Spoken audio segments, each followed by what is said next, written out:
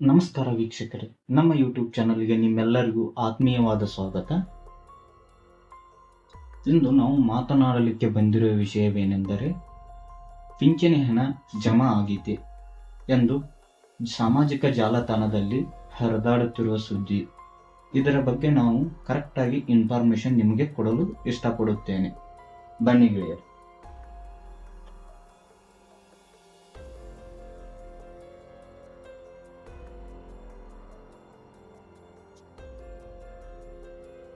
ಹೌದು ಗೆಳೆಯ, ಪಿಂಚಣಿ ಹಣ ಈಗಾಗಲೇ ರಿಲೀಸ್ ಆಗಿದೆ. ಹಂತ ಹಂತವಾಗಿ ಜನರಿಗೆ ತಲುಪ್ತಾ ಇದೆ.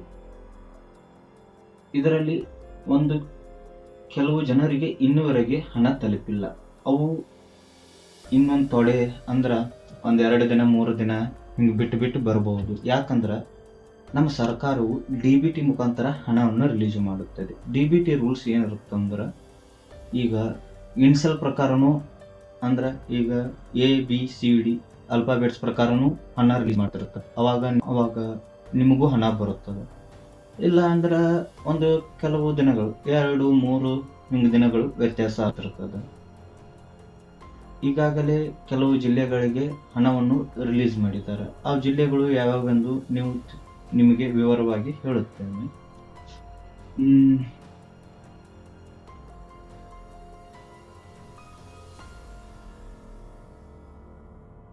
ಜಿಲ್ಲಾವಾರು ಪಟ್ಟಿ ಹೀಗಿದೆ ಜನರೇ. ಬೆಂಗಳೂರು ಗ್ರಾಮಾಂತರ, ಮೈಸೂರು, ಬೀದರ್, ಗುಲ್ಬರ್ಗ, ವಿಜಯಪುರ, ಬೆಳಗಾಂ, ಮೈಸೂರು, ಮಂಡ್ಯ ಈ ಕಡೆ ಈಗಾಗಲೇ ಹಣವನ್ನು ರಿಲೀಸ್ ಮಾಡಿದ್ದಾರೆ.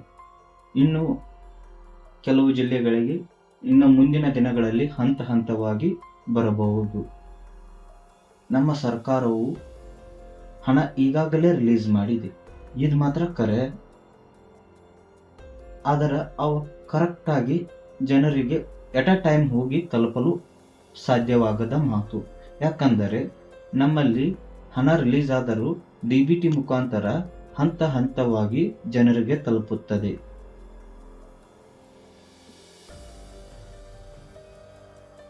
ನಿಮಗೆ ನಾನು ಹೇಳುವುದೇನೆಂದರೆ, ಈಗ ನಿಮ್ಮ ಪಕ್ಕದ ಮನೆಯಲ್ಲಿ ಹಿರಿಯರಿಗೆ ಹಣ ಬಂದಿದೆ, ನಿಮಗೆ ಇನ್ನೂ ಬಂದಿಲ್ಲ ಎಂದರೆ ನಿಮಗೇನು ಹಣ ಬಂದಾಗಿದೆ ಅಂತೇಳಿ ಚಿಂತೆ ಅಲ್ಲ. ಹಣ ನಿಮಗೂ ಬರುತ್ತದೆ. ಇಂದು ಅವರು 3 ದಿನಗಳ ಗ್ಯಾಪ್ ಆಗಿ ನಿಮಗೆ ಹಣ ಖಂಡಿತವಾಗಿಯೂ ಸರ್ಕಾರ ಬರದೇ ಇದ್ದರೆ 2-3 ತಿಂಗಳಿಂದ ಹಣ ನಿಮಗೆ ಬಂದೇ ಇರ್ತದೆ. ಏನು ವಿಚಾರ ಮಾಡಬೇಕು, ನಿಮ್ಮೂರಿನ ಅದಕ್ಕೆ ಸಂಬಂಧಪಟ್ಟ ಪಂಚಾಯತ್ ಅನ್ನೋದು ಅಲ್ಲಿ ತಲಾಟಿ ಆಫೀಸ್ ಅಂತ ಇರ್ತೈತಿ.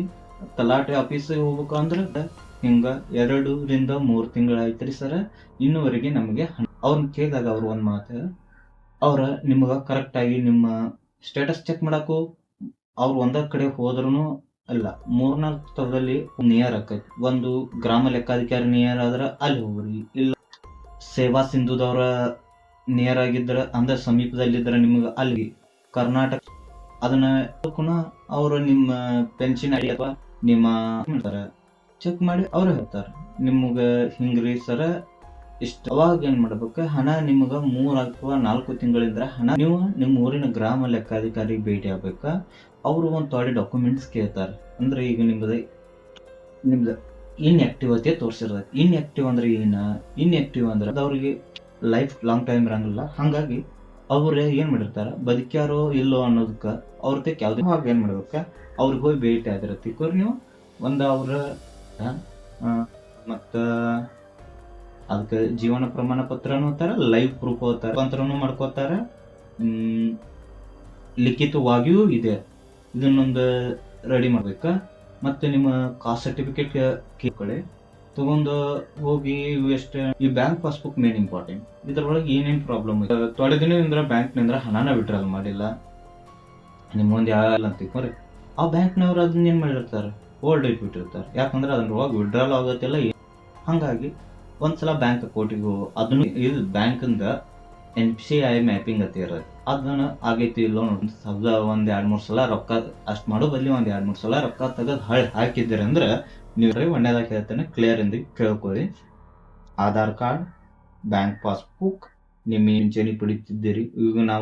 ಈಗ ವಯಸ್ಸಾದವ್ರ ಬಗ್ಗೆ ವೃದ್ಧ ಅದನ್ನ ಬಿಟ್ಟು ಈಗ ಬೇರೆದಿಂದ್ರ ಪಡಿತಿರ್ತಾರೆ, ಮಾನಸ್ವಿನಿ ಅವ್ರಿಗೆ ಒಂದು ಸರ್ಟಿಫಿಕೇಟ್ ಇರ್ತೈತಿ.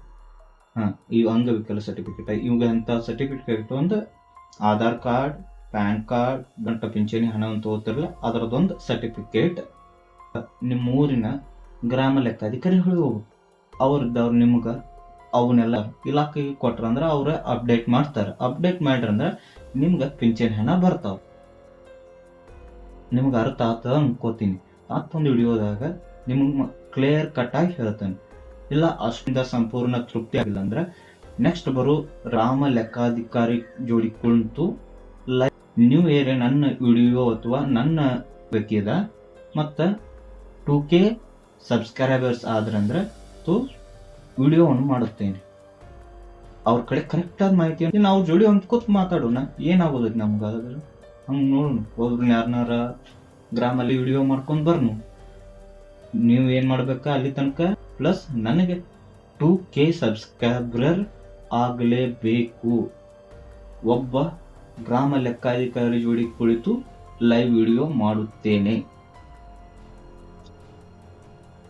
ಜೈ ಹಿಂದ್, ಜೈ ಕರ್ನಾಟಕ.